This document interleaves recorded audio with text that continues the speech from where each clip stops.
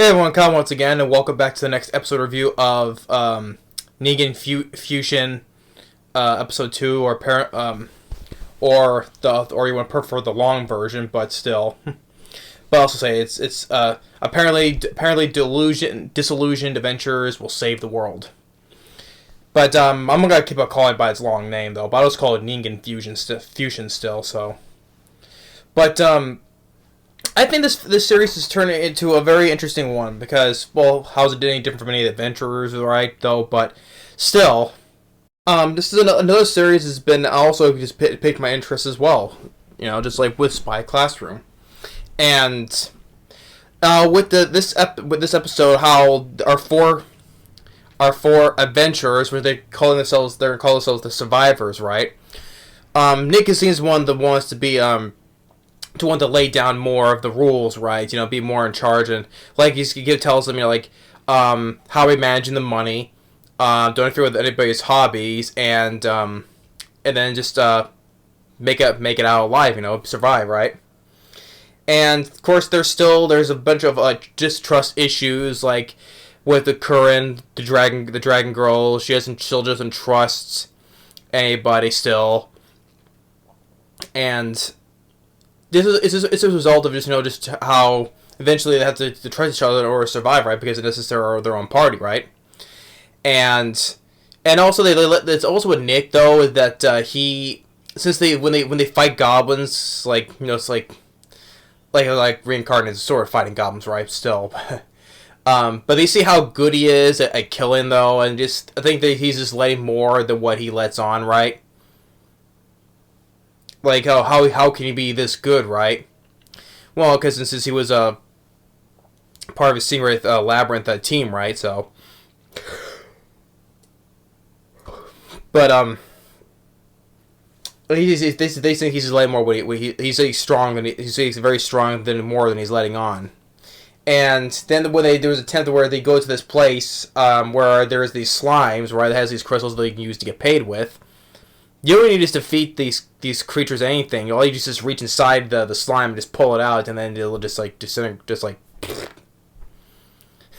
And with Tiana, like she like kind of like fires like some of her ice shards at one, and actually, you know, just like merrily hitting Curran, right, and just like kind of creates a little bit of a distrust between the two of them. How they just don't trust each other.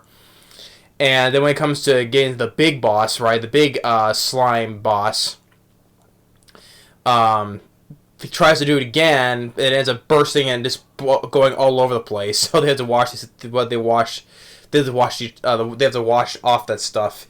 And then when they have a sit down together, and Tiana, you know, just wants to apologize to Curran.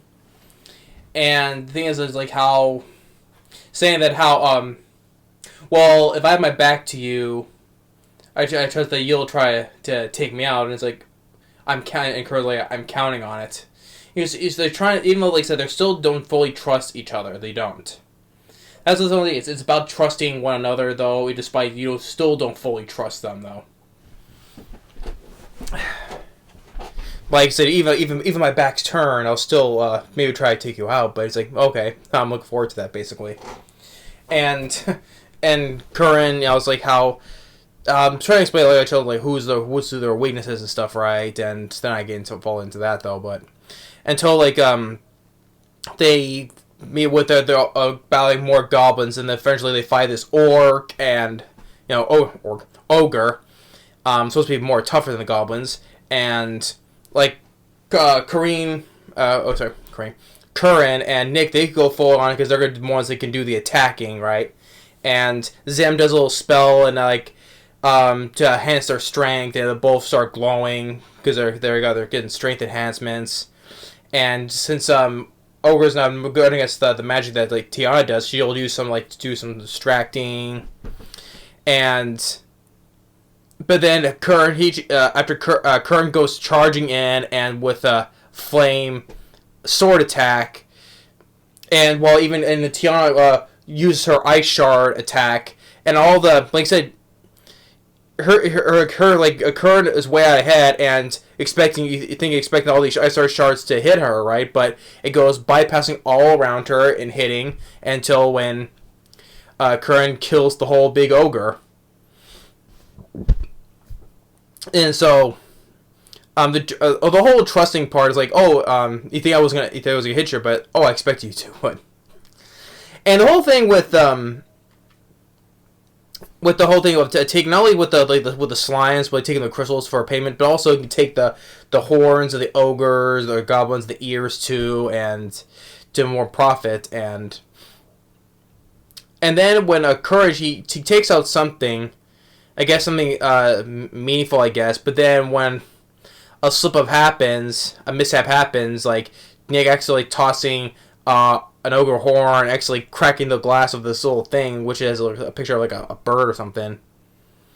And something that Curran and just like secretly has, and so the next episode maybe we'll get more of what Curran's story is, like how she doesn't fully trust anybody.